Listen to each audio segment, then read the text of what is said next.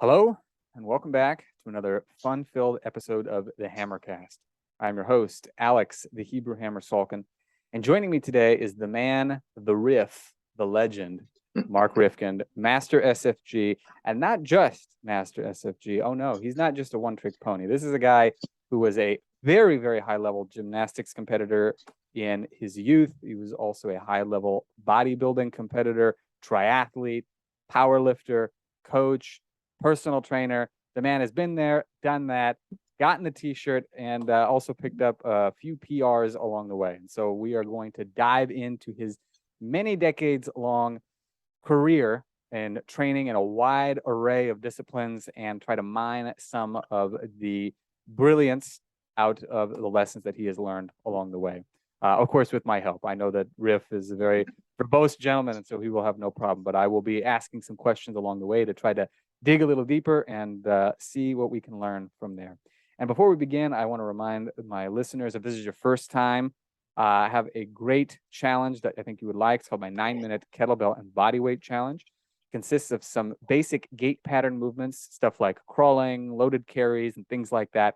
And it's designed to be done in conjunction with your regular training as opposed to a part of it. So you can do it along with whatever program you're currently doing. A lot of people told me that it's enhanced their training, it's improved their coordination, their strength, stuff like that, and a super low learning curve. So you can pick it up in just a few minutes. And all you have to do is go to 9minutechallenge.com. That is the number 9minutechallenge.com. It's free. You can just download it and get started ASAP. And I'm also told that it is a very fun read. So I'll let you be the judge of that. But 9minutechallenge.com, it is all yours. So Riff, thank you very much for being here. Alex, good to talk to you again. Thanks for the great introduction. I'll try to live up to that. Yeah, I don't think it'll be that hard. You've got quite a few decades of ramp up time that has allowed you. That's true. It's been doing a long time. It's been quite some time. You know, actually, I have to say, I think this is not your first appearance on the podcast. You were on back in 2019. This was, right, I think, episode number 4, and right now, I remember, yeah, we're already in the 200s. So it's been some time. You were my first, I guess not technically the first guest because I had a couple of other people who were on before, but the first one that I did a Zoom call with. Hold on a second, honey. Are you okay? Okay, well, we're hearing that. Okay, Tracy's sick, so. Oh, I see. The coughing in the background is my wife. Gotcha. Yeah, I was not sure. I thought that was the dog perhaps making some noise. Yeah, that's what when I had COVID last week, I was coughing. She thought it was the dog barking, so I understand. She's probably yelling at the dog to shut up, and you're like, I'm gonna milk this for as long as I can so that the dog doesn't take the blame for all this noise. Good deal. Well, I'm very excited to talk to you again because one of the things that I've always enjoyed, first of all, I always enjoy your posts that you put out on social media and things like that, because there's always some nugget of wisdom to be mined from it and applied in a wide array of spheres. And I say that in particular because you have competed in so many spheres. And I want to get kind of first and foremost an idea of your origin story, because I know a little bit about your training from, the gymnastics days and stuff like that. But how did you get into training in general? Was it just like, playing outside as a kid? Was it team sports in school? What was your... Yeah, it was real simple. I mean, I grew up in Florida, so I grew up outside. I grew up in the water. So, I mean, I spent early days I learned how to swim when I was 2. So I was in the water. My grandparents lived on South Beach, which is now South Beach. So we were at the hotels and the cabanas in there.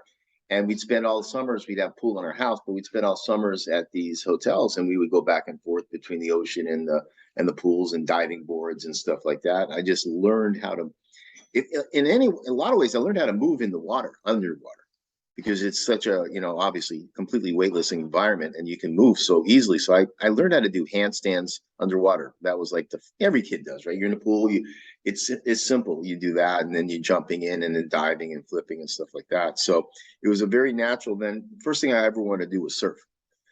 So, I mean, that was my first love, even in Miami, which has nothing but wind chop, but I had a little styrofoam surfboard. And then when I don't even remember how old I was, 9 years old or something like that, I got a real surfboard, which was like, I was like 3'6" and the board was 6'6", and it was my prized possession. I bought with whatever money in my allowance, right? And so I learned, I was a swimmer right from the beginning, and I learned, I was just playing movement all the time, right? And that was all good until high school. It was my ninth grade, and my high school had a gymnastics team. And that was the same time the 72 Olympics came out.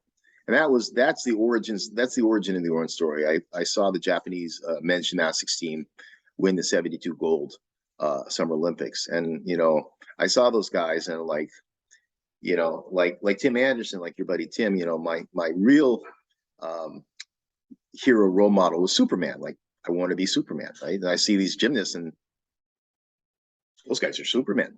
Yeah. I mean, but they were real, and they were self-made. I'm like, okay, I want that. So luckily enough, my high school had a gymnastics team. It was the first year. High school was like literally brand new. No one had ever been there. It's our first class. And then the summer prior to my freshman year, we got to train at Miami-Dade Community College because the gym hadn't been open yet at the high school. And that was sheer luck. I mean, these guys were the community college national champions. And so we got there, and it was like, gymnastics nirvana. I mean, walked into basically, the most perfect training environment I could. These guys were, college guys. I was, 13 years old, 14 years old. And we started working out there, and I was a total spaz. But, I could do certain things, but I was very uncoordinated because everything had just been kind of random play, and I didn't have any structure to it. But I was like, I remember thinking as soon as I walked in that gym and I saw these guys doing that, I said, I'm home. I mean, I literally said the words, I'm home. And from that second on, I was completely and totally 100% obsessed with gymnastics 24/7. All I ever thought about, all I ever wanted to do was gymnastics. I studied it, visualized it, everything I get my hands on. And so for, that 4 years of high school, that was it. We were in the gym, 5 hours a day, 2 o'clock to 6 o'clock, 7 o'clock at night, 5 days a week. And then on the weekends, we, practice gymnastics and handstands and stretching and whatever. Is just completely obsessed by it. So that was the real beginning. So there wasn't any real, that was it. I had no other interests, no other sports, I played Pee-wee football before that and all that, but it's like, it was nothing. It was all gymnastics. And I had even though I was really uncoordinated, I had some natural talent for it because I'd spent so much time in the water upside down. I knew how to flip and twist and be on my hands. So that was the beginning. And then my junior year, I blew out my knee. So that was the first real injury. So that was, and then at the same time, I was lucky enough to, Kurt Thomas was my crosstown rival. Now, I wasn't a rival. He was the, crosstown god, right? And I was just, trying to like imitate him as best I could, because even then he was a mutant. He was just, a natural. He could do everything. So he was my first real, role model that I want to be with. So, yeah, I blew out my knee in my junior year, came back. I did that in, I think it was March. And then that next September, October, I was competing again. I'm sorry, something like that. It was my beginning of my senior year. I competed again. And it was just, they had no rehab. I had major surgery, had a full dislocation, totally destroyed it. And then, kind of wrap it with, here's some ibuprofen and an ACE wrap, get to work. And then we did, no running, no leg work, nothing, no strength training, no nothing, just go back and do more gymnastics. So that was the beginnings of it. And I did real well. I won everything my senior year. I got a scholarship to the University of Iowa. So lucky enough to do that. Went there and then was off to the races at Iowa. I did real well there. I was captain, University of Iowa. And then was pretty much, I had made the back of the B team my junior year. So I really learned how to do it that junior year. And then at the end of my junior year, I blew out my shoulder on rings. Well, again, because, back then, I look at what the gymnasts do now and the progressions and the intelligence of the progressions and the sequencing. It's just brilliant. And our stuff was like, chuck it. Yeah. There is no biomechanics. There is no real technique. Nobody really knew what they're doing. They just, they did what their coaches did, and you try to imitate it. So, and then, there's no real physical therapy. There's no, body maintenance. There is no nothing. Your shoulder, you have tendonitis, right? And put some ice on it, do your workout, put some more ice on it. And then finally it just gave out. So that was kind of, I should have gone to the Olympics. I had no doubt at all that my 78 was my last year. I should have made the 80 team, or at least had a shot at the 80 team, as good a shot as anybody. Mm-hmm. But then there was no 80 team because that was our boycott. Right. Yeah. So It's crazy to think that, we look at sports and sports science now and we see how advanced it is. I think if you live in the US and probably anywhere in the West in general, I would say it's almost hard to think of a time at which a lot of this stuff was simply kind of making the shape of the movements that they saw. And there wasn't really an understanding of the underpinnings of a lot of the things that make these movements successful. So you've got kids with, like you were describing, just this boundless enthusiasm for the movements, and coaches who have just, boundless ambition for their athletes. And there is not enough of a bridge between those two things in order to make it so that it's safe and that they can actually keep the athletes healthy and sort of prevent some of the foreseeable injuries that they might have. yeah, I think I agree with that to some extent, and I think about how rough it was for me in terms of, and then now I'm belong to this Facebook group that has some guy has rescued all this Super 8 film from back 20, 30 years from before I started gymnastics, like from the 40s and the 50s, and I'm looking at what these guys are doing. I'd never seen gymnastics. I've seen pictures, but I'd never seen movies of that, and they were really good. But how did they learn it? If you look back to the history of gymnastics and turners and the Polish turners and the German turners and all this stuff, as a Swedish gymnastics and stuff like that, they had diagrams and illustrations, but it was basically, it was not a mentorship, an apprenticeship, right? Your coach could do it. You'd look at it. He'd help you. He'd spot you. So what they were doing was even harder because they had even less to work with than I did. But they did well. And as far as the injuries and keeping people safe, I think that's it's an important distinction. Like, people try to make sports safe. It doesn't happen. If you want safe, it's very simple. You don't compete. You don't push boundaries. You don't push edges. You don't try to be the best in the world. You don't try to be a world champion. You don't try to set world records. You can pick very safe exercises, and you can, never get, well, you may still get hurt, but the chances are much less. So I think the mistake that we make is to think that we can do high level world record breaking, or try to be that guy. Like, even if who knows if you're going to do anything without getting hurt. I just don't think it's possible. I think you have to accept the reality that it's a really good chance you're going to hurt yourself, and it's nobody's fault. I see all these, especially these days, the trainers and all this about the movement, and it's like, so and so, if you move this way, you'll injury proof yourself. No, you won't. Stuff happens, right? You make a bad misstep. There's, you can do all the lateral drills you want. If you cut wrong and somebody steps on your foot while you're cutting, you tear your knee. It's just part and parcel of the game. If you don't want to play, I understand. It makes sense, but I don't think there's a way to say I am going to go from here to here and never get hurt because my training. You look at the gymnast now, like one of the best, I can't pronounce his name, the latest Japanese guy, Imihura or something like that. He's just an amazing, the freak show that these things do now. And he landed wrong, blew it out his ankle. He's done. He's 28 years old, 26 years old. The best male gymnast of all time up until this point. And it was incomprehensible, his routine levels and the best training and the best biomechanics and kinesthetic awareness, all the stuff.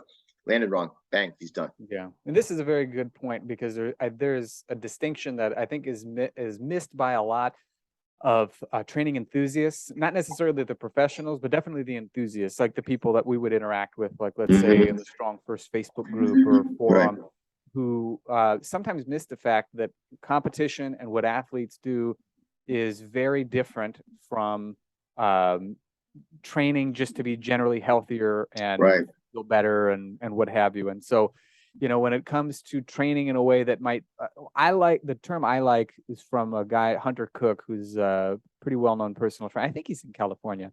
But he talks about injury mitigation. He said there's no way that you can guarantee that Mhm. somebody's not going to get injured or that you're not going to get injured, but you can mitigate the risks by going through some of the let's say routines that might help to, like, if you can look ahead and say, okay, I've got an issue with my ankle mobility, so maybe if I try to Mhm. squat too heavy, I'm going to have a problem, or I've got a hip mobility Sure. issue, maybe I should address that. There's no guarantee that you're not going to get hurt, but there's a possibility that it might lessen it. And I think your example of this Japanese gymnast is perfect because he's done this high level of work that put him at really the pinnacle of the sport, Mhm. and he still gets hurt. And that's what you can expect because sports practice is not the same as training to be healthy. It's inherently risky because that's the nature of the game. If you want to be Well, the and best, you when got to you're sacrifice. and whenever you're at the top of any game, there's no margin for error. Yeah. I mean, at that level, if there's no margin for error. If you miss a little bit, you miss a lot. Like Ed Cohn used to say that. It says, at my level, if I miss, I'm not gonna put some ice on it. I'm going to the hospital, which is Yeah. exactly what happened when he blew out his knee with 1,067. Saw Like, that, yeah. yeah, that's what he said. It's like, I'm not going to get a tweak. I'm going to the hospital if I get hurt. And that's reality. So it's like I think a lot of people want to have their cake and eat it too. And they just want to train at that high intensity, but they don't want to accept the risk of injury. And then of course, as soon as somebody gets hurt, the blame game comes out. It's like, well, if your training would have been better, you wouldn't have been hurt. It's like, yeah, no, shut up, sit down. Especially the people that don't do it. They've always got a They're the lot of ones who opinions. just talk about, if I was doing it, I would have, well, then shut up and do it. Yeah, prove it. Right, exactly. It's easy to do, here's your belt, right? Yeah. So yeah, at that point. So after that, for me, the next thing was like, it was a full dislocation of my shoulder and I couldn't do any upper body. And I was determined to go to the Olympics. So I figured maybe I can go as a runner, right? Like, yeah, no, that I learned how to run. I was 21, 22 years old, stupid good shape. I was super fit, but so I learned how to run, realized I wasn't going to be a runner because I was a turtle, right? But I could suffer. So that's where the ultras came in, and this was the beginning of ultra. I mean, there were really only a couple ultra races that were well known. And this is the first year that the Ironman came out. In 77, 78. They had just done, I saw the cover of Sports Illustrated. These guys sat around, like what's tougher, the race around Hawaii, the bicycle race around Hawaii, or an open water swim, or a marathon. So let's do them all. It was a guy who was a Navy SEAL, John Collins, put it together, and they did it. It's like, well, wow, I knew how to swim. Who can't ride a bike, when you're a kid, these, right? So, and I was running, so I started training for it. So, and I spent a couple years doing that. And it was good. It was very satisfying because I was just messed up from, not making the Olympics and having my entire identity taken away. So it's kind of it was a good, I was running away from life, which worked really well. So of course. It's a little hard to do that with a bum knee, however. Life just seems to catch up. Yeah, well, the knee was surprisingly, I look back now at how I did it. It's like, it was it held up, knock on wood, it held up way longer than I never even thought about it. Like I just did it because it happened so young. And it's like, when you have something happen to you that young, it becomes part of you in one sense. It's like, I was 17, my knee was just, didn't work, but it worked the best it could, right? And at that point, it really wasn't painful yet. The surgeons did a good job. It just didn't bend right. Like it still only bent 90 degrees, which you don't need to run, bike, or swim. So it was fine. So I did that, and then that kind of ran its course, pun intended. And then, I was broke and I was short and skinny. So it was hard to get dates. So, but I was pretty buff from gymnastics and all that. So I started bodybuilding, because in college, Ed Thomas, Ed Thomas, right? Yeah, of course. Right. Well, Ed was my resident assistant at the University of Iowa. Oh, wow. Ed was a hippie.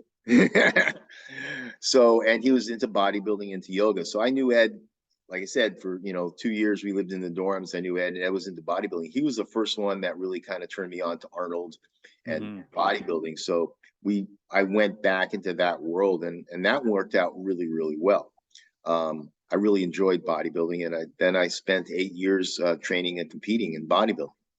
And I learned a lot. I mean, bodybuilding gets a bad rap, but I learned so much about the body and about muscle isolation. It's like about how to get tight, how to get strong, how to, feed forward tension, all that, which is really tough for 99% of people to get. I mean, as a trainer, I think that's, if not the biggest lack I see in people, it's one of the biggest lack, because they just cannot get tight and stay tight.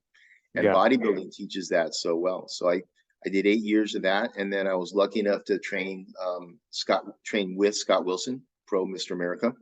So wasn't that the guy? He had like just these like cannonball delts, right? Yeah, he was a yard wide. Yeah. And so we trained together. I worked at Gold's Gym in San Jose, and we worked at desks together. It's like Cheers almost. It's like a bar back in the 80s. Where everybody knows your gains. Exactly. That's good. Everybody knows your gains. So we trained together, and I competed then, and then I was coaching him as his personal coach for his professional stuff, and that was amazing. And then I got connected with a female athlete who was top 3 Miss Olympia, Sue-Ann McKean. So I was her personal coach. So I got into the gymnastics. Also in gymnastics, I ended up coaching at a very high level, Olympic level. So I was doing the gymnastics plus coaching at an Olympic level. Same thing with bodybuilding, doing it at a fairly high level and coaching at a professional level. So the training and the coaching always seemed to go hand in glove. And then whenever I stopped doing, like as soon as I stopped able to compete gymnastics, I lost interest in coaching it. It just wasn't, if I wasn't, if you're in it, you learn the secrets, right? You learn the details that you can't pick up in a book or from a seminar or for certification. You have to be in the middle of it to really see what does and doesn't work. So, I did that for 8 years, and then we bought a gym. And, bodybuilding, it's not athletic, right? I don't care what, I mean, I love the training, but and when push comes to shove, it's not a competition really. It's a beauty pageant, and you have no control.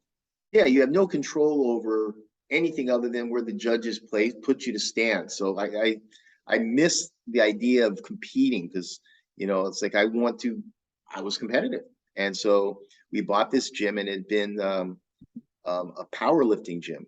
Powerlifting, Olympic lifting gym for years.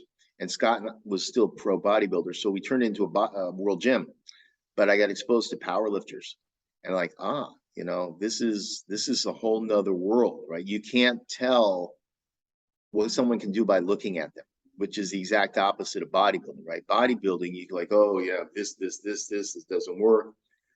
Powerlifting, exact opposite. You can look like Tarzan, lift like Jane. Yeah. Right.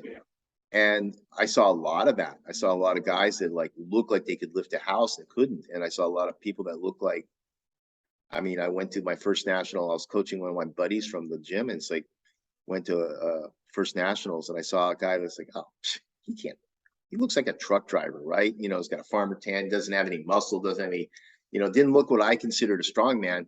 He squatted 804 at 198 and bench 529 and deadlifted 770. It's like, oh, that woke me up. Yeah. I liked it. So I got into that, and then spent 13 years competing in bodybuilding and coaching. I was IPF world team coach for the women's team, and the first coach for the first IPF Pan American Games USA team. So I got a bunch of, time in coaching with there, and I competed, came this close to getting my elite at 15 pounds off my elite total at 181, drug free. So that powerlifting was good, but that's one of the ones that really kind of took my body. Like, it wasn't the smartest move at 33 with a bad knee and a broken shoulder, soon to be a bad back, to take up, powerlifting. But I did. I had a great time, learned a ton, but it finally kind of caught up with me and wrecked me. I think powerlifting is a great example of, particularly at the competitive level, of there's just nothing that you can do. Like what Ed Cohn said, you know, like if I'm slightly off, I'm not putting ice on something. I'm going to the hospital. It really is like that. And I think that unless people are actually training to compete and they understand the ramifications of perhaps being off even very slightly, there's a very likely problem of a very rude awakening. And I think that the movements that are involved with it are great. And I remember once you said something that I thought was very salient, that powerlifters will sacrifice all other movement patterns for the sake of just those three. Right. And that becomes a problem because that's not what most people need. And I think that, again, like if we're looking at it, I come from the perspective more of, I don't want to say hobbyist because it is my career to be, you know, a personal trainer and stuff like that. So it's something that I take seriously, but not at a competitive level. So I look at it through the eyes of, okay, well, what's likely to keep my students and clients safe, and what's maybe likely to put them beyond that level. And I think that a lot of people don't, again, if they're enthusiasts or hobbyists, they don't see that distinction, and they think, oh, well, I'll do a weekend powerlifting competition and we'll go from there. And then of course they end up with injuries. Go right to the hospital. Yeah, exactly. Yeah, because they don't know. They're like, okay, I'm gonna try for a max on the squat, and it's like they're not ready for it, or max with really anything, and they're not prepared for it. Or even if they are very very well prepared, there are just some variables you cannot avoid. And things go wrong. Murphy's law. You know, stuff happens. So yeah, I agree with that, and I think the reality is, since 99.9% of people do absolutely nothing physical, a little bit goes such a long way. I mean, just the basic of the basics. If people would just, you know, it's my whole thing with consistency trumps intensity.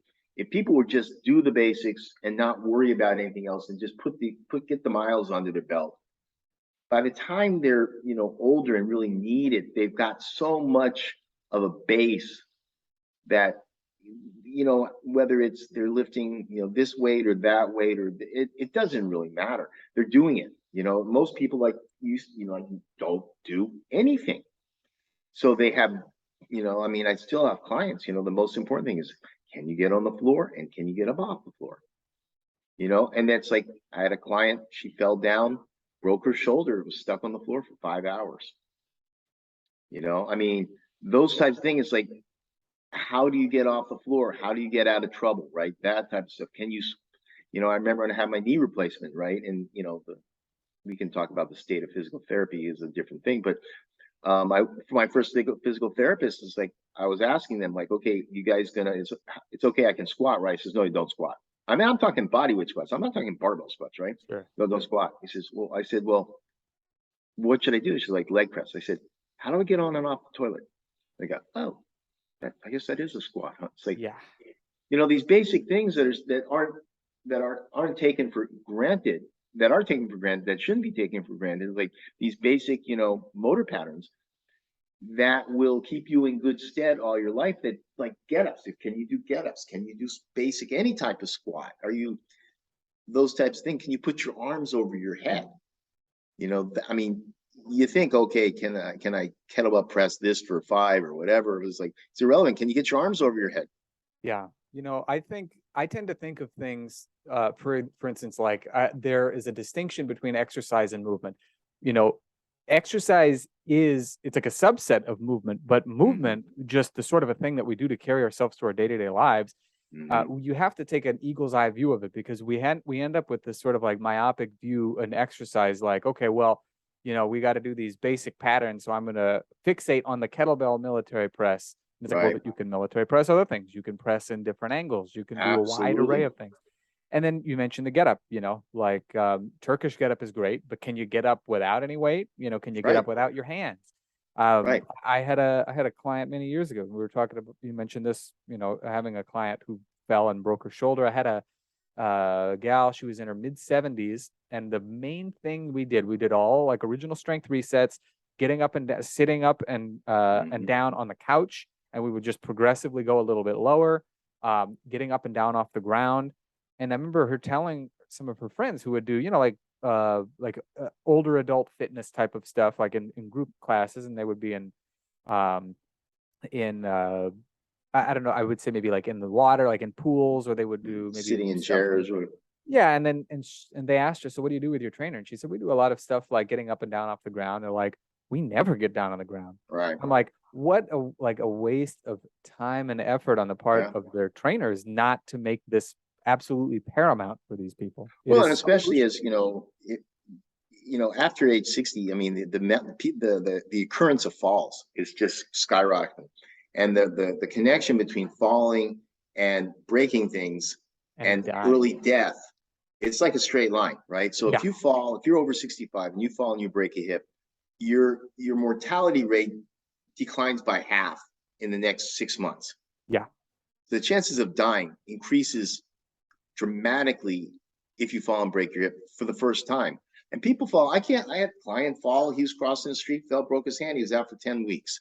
He has a little bone in his hand. I mean, he did. Thank goodness we have the kettlebell and do other stuff. But I mean, this guy walks all the time. He's fit. He's body weight. He's strong. Blah blah. He had an accident. He tripped, stepped. But people fall all the time. And sometimes you can catch yourself and fine. Sometimes you're gonna break something, even if you fall well. A lot of people, there's nothing to do about it. You have osteopenia, you have osteoporosis, blah, blah, blah. You fall, you break something. Yeah. And then the game's open. And then it's a long, long time to come back. And then when you come back, then it's still, so anyhow, those types of patterns are crucial. So being prepared for that, I think, is really, it's like, yeah, what's your can you double deadlift, double body weight? It's like, how often, I'm not gonna if there's a piece of furniture that's heavy, I ain't picking it up and I can do it, Where's my friends? We're gonna pick this up together. I'm not gonna see if like, oh, I can double body weight deadlift. Like, who cares? We make it easy, right? Yeah. I think, again, this is a sort of a thing where people look at exercise, which again I see as kind of a distillation of the general movement patterns that our body is capable of, and then they take this really laser sharp view at, okay, well, now what does it mean to be strong? So I have to take this perfectly calibrated straight bar that has to weigh 45 pounds, and then I have to put on these perfectly calibrated weights. Right. That bar is made to be lifted. Exactly. And there is a lot of utility in lifting it. There's no question about it. But if all of your movement and strength and experience with your body in the real world revolves around things which are designed specifically to be lifted, there's going to be a gap. And again, you're going to have to come face to face at some point with the idea, how do I mitigate the likelihood that I'm going to get jacked up from doing something that my body was made to do, but that I have become brittle by only doing one specific way. Brittle's a good word. Brittle's a good word. I mean, there's movement, like you said, there's movement, there's exercise, and then there's training. Yeah. So exercise, I consider exercise, and training is training. And it's absolutely not for everybody. It's like you have to have the right character flaws, right? Yeah. In order to, to need that, right? I mean, I'm still doing stupid stuff, that I feel I enjoy doing, but I don't recommend it for everybody else. It's what fits me, and I think that's a big part of as you go along and in either an exercise or a training journey, instead of this one size fits all. This is the technique, and this is the allowable, this is the implement, and this is how you're allowed to do it. It's like, case in point is my military press, my overhead press. I won't call it a military press. I had to turn off my comments on YouTube because they got so many, you're gonna break your back. It's like, okay, it's been 9 years now, twice a week I've been doing it just like that, and knock on wood, my back's been fine. And now I went from 95 pounds to 225 pounds almost every week. Yeah. And yeah, my overhead isn't perfect, but then my shoulder doesn't move that way without any weight. But my point is, I found that a lift that actually is corrective for me and helpful. My back feels better doing it because it counters my natural issues with my asymmetries in my back. But the point is, everybody feels like you have to do this way or else you're wrong. There's no give. Yeah. I think the key is finding, okay, everybody needs to do a squat pattern. Okay, like you said, you don't need it doesn't have to be a barbell squat. It doesn't have to be a kettlebell squat. It could be a sandbag. It could be whatever, anything. Can you squat down and stand up and find the one that your body says, yeah, I like this version. It doesn't hurt me. It's Mark friendly. It's Alex friendly. And hopefully you can figure that out before You find the ones that aren't Alex or Mark friendly, and they tweak you. Yeah. But that's the point. It's like, and not everybody always says, well, the fitness industry is so much disinformation. It's like, I always come back with the same thing. It's caveat emptor, man. It's like the client and the person is not removed from this equation. Like if your trainer's making you do stupid stuff, fire your trainer, or just, Yeah. you know, it's like ask questions, or, you know, stand up for yourself. It's like, it's not the trainer is not the god, right? You have responsibility as well as, but people want to just say, you know, they don't want to think about it until they show up at the gym. Then they don't want to think about it till the next time they show up. It's like, well, you get what you're going to get. It's very true. You know, I the perfect example of that was, now I'm always very, very cautious with everybody that I train. And so Sure. I'm always kind of doing this like calibrating in my head, like, okay, how does the form look today? Should we do anything else? How does that feel? I'll ask them, right? Sure. And they're like, you know, I feel a little bit in my back today. Okay, you know what? Let's keep going. What we're gonna do now is we're gonna switch to a new exercise. Like, so I had a guy, for instance, this is when I was living in Jerusalem, very easily one of the most, I would say, successful people I've ever trained. Multi-millionaire venture capitalist, spoke English like a native, got a PhD in philosophy from Columbia. He was a politician, just something he'd gotten into later in life. Extraordinarily successful guy. And I didn't quite get it at first, but as time went on, I was able to intuit a little bit more that, you know, when I was over there to train him, he kind of wanted to, like, he had me come over there. It's not because he couldn't do these things without me, but because, like, or that I brought any special equipment with me. We just used the equipment that he had. Yeah. But, you know, he wanted that mental bandwidth of not having to think Right. about it. Somebody's Right. going to walk Yeah. through it. And that's the case. And when I realized he was doing it, and I understood, because, like, okay, you know, this guy, he would take calls from people who were, let's say, famous Yeah. enough to be on the news on a nightly basis in the middle of our sessions because it was so important to do. Right. I realized, you know, for people who are on, I don't want to say a lower level because it's not meant to be insulting, but rather people who are on like a more day-to-day thing, a more day-to-day level, they have the same thing, you know, like, you know, their boss is breathing down their neck. You know, their kids need to get their grades up. And so they got to, you know, get on their backs about stuff like this. They don't want any more decisions to make. Exactly. And so this is why I think it's so important for personal trainers to have the presence of mind to say, okay, let's not be dogmatic about exercise selection or quote unquote perfect technique. If it's safe, if it's effective, and if they're making forward progress, then we don't have to worry about nitpicking every possible tweak and adjustment. Yeah, they're not training to be pros. Exactly. And the thing is they're not going to be happy if that's what you do. You go in there and every time they do a rep, you're like, oh, let's fix this, let's fix that. Let's just let them enjoy it. It's sanity inducing. Yeah. Even for me, you know, like I remember I've assisted at a number of Strong First certifications, and I know that even the masters sometimes have to tell the assistants, like, you know, just let them, don't worry about correcting everything. You want to make sure that you correct just enough, just what we're working on. Anything that they're doing above and beyond that, we'll worry about that for later. For right now, we just want them focusing on that one thing. So it's true for everybody. And a lot of times, you know, you got to get people into their bodies, and that's the hardest thing for a lot of people to do, is to inhabit their body in the middle of doing what they're doing instead of trying to think their way through it. Yes. Yeah. I like what Pavel talked about in one of his books. I don't remember which book. It's probably been in a couple. It might have been Easy Strength, but he talks about the concept of muscle joy, which is, I think, like a concept that they had, you know, in the Soviet Union, or we'll say in the physical training side of things in Russia. It was just the idea of like enjoying moving and enjoying physical activity. And I think that that is one thing. That's like the flow, right? That's like being in the center. That's being in the flow. Absolutely. You're like, wow, this is a lot of fun. You know, like I'm really enjoying this. I feel like I've really hit my stride. Like it's becoming more effortless as I do it.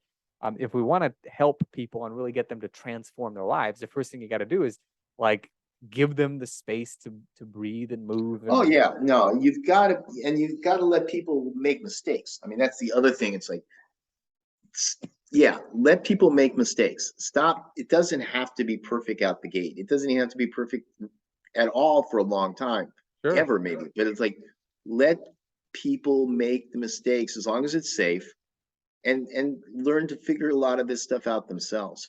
Yeah, there's a difference between a dangerous mistake and a performance mistake, in Oh, my opinion. absolutely, absolutely. It's like and again, if the trainer's doing his job right, the progressions, they shouldn't be attempting a progression they're not ready to do safely. Yeah, exactly, exactly.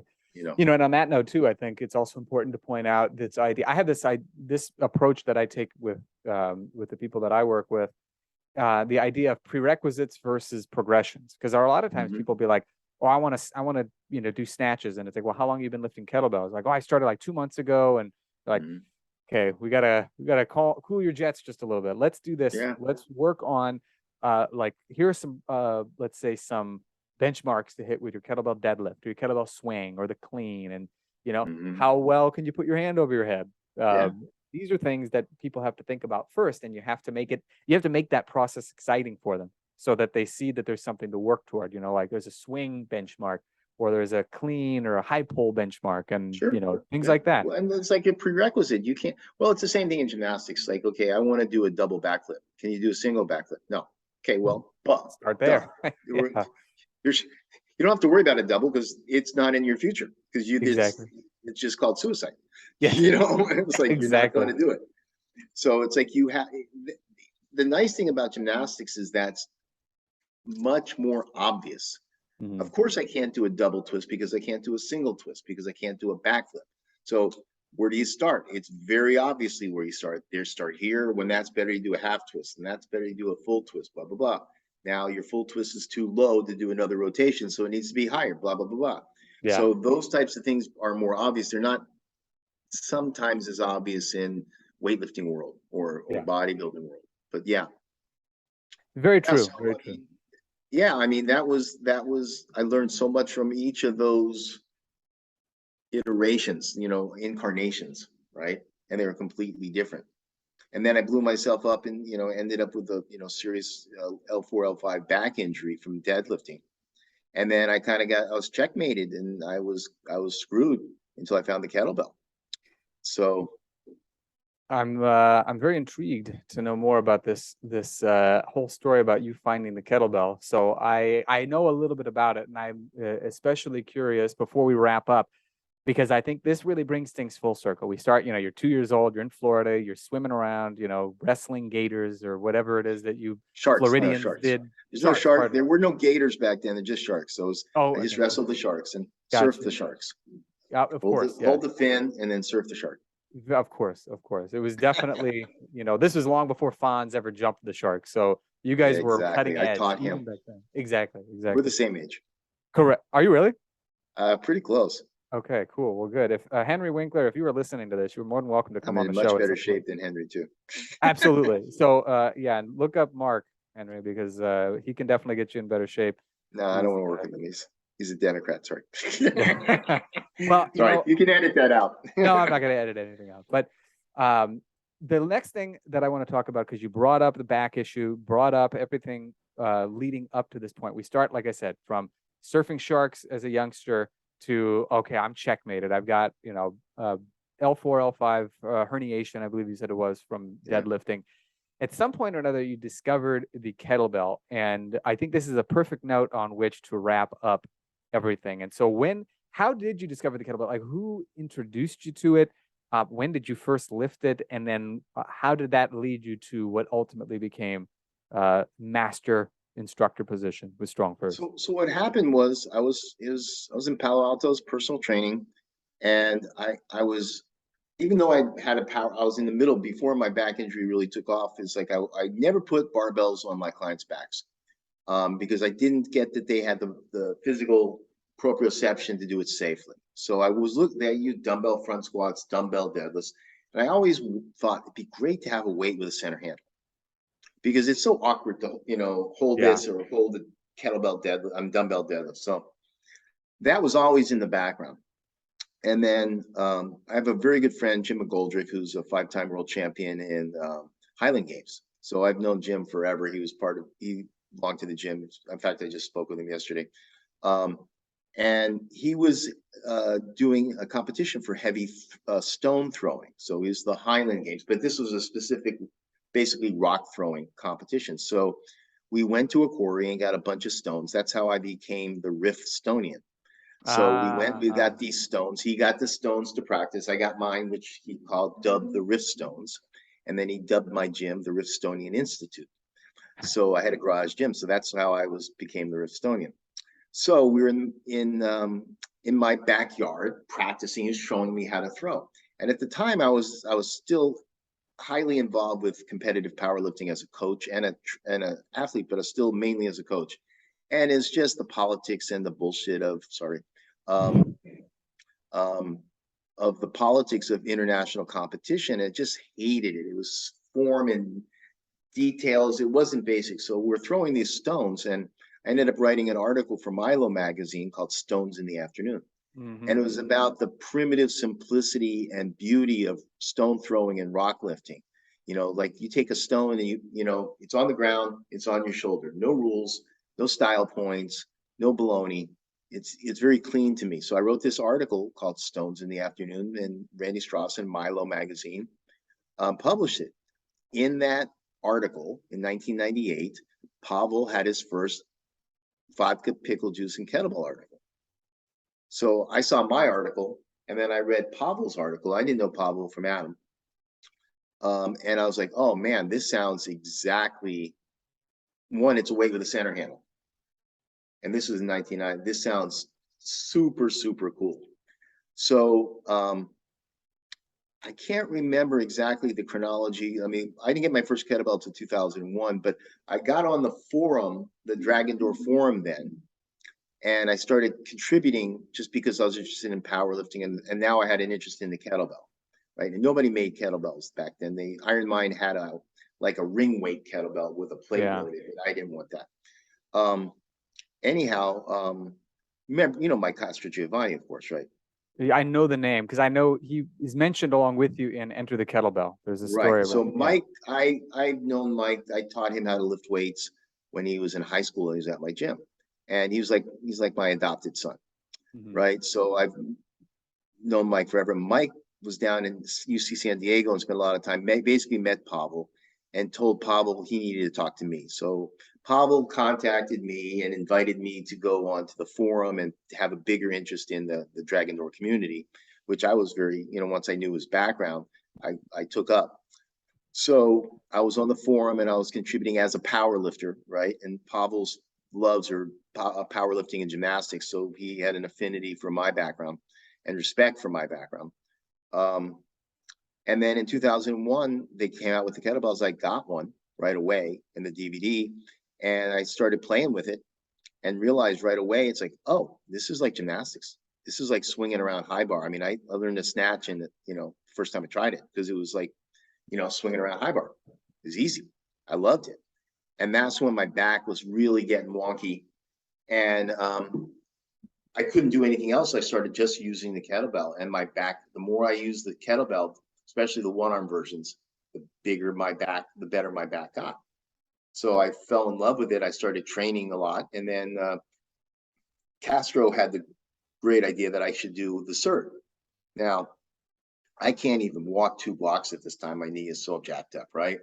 My shoulders, my back was wrecked. It's like, so he trained me for it in whatever fashion we were. This is back in, this is 2005. So, I said, listen, I don't think I can do this, but I'll show up and do the best I can. And I got there and, somehow passed. It was a different cert back then, right? Yeah. Yeah. Then I was, certified in 2005. I got full on and bored into it. I, drank all the Kool-Aid. And in 2006, Pablo made me a senior. And then 2008, I got promoted to master. Well, I was the third master. Is Brett and Andrea, and then Kenneth and I were the third ranked, third initiated into master RKC back then, because it wasn't Strong First. So that was 2008. But yeah, it's 2005. Went through that cert, and it's like I just was hobbling around there trying to do it. But I did, I did it, and it gave me a new life. Literally gave me a new lease on life, because I couldn't do barbell anything anymore. My shoulder was jacked even more. My back was jacked. and the kettlebell didn't hurt me. I could swing and swing and swing and swing. I didn't have to bend my knee much because that's when we were really doing pure hinging. Yeah. And I snatched felt great, everything. So I found a way that I could, with this one thing, not only get in shape, but stay in crazy good shape and not hurt myself. And it let me work around all my injuries too. Yeah. And you know what? I think that the big takeaway from all this should be that there's not just one thing that people need to do. There's not just one tool that people need to look to. I think they need to find a couple of things that are going to function very well for them. I'm a big believer in kettlebells, calisthenics, and just natural movement, such as, through the original strength resets. And be willing to put in other things along the way that are going to help you, because it's very easy, again, to get overly focused on just one thing, and then you miss the forest for the trees. So I'm always doing, I agree 100%. I mean, I still do, a rocking and resets and original strength stuff. I believe in that.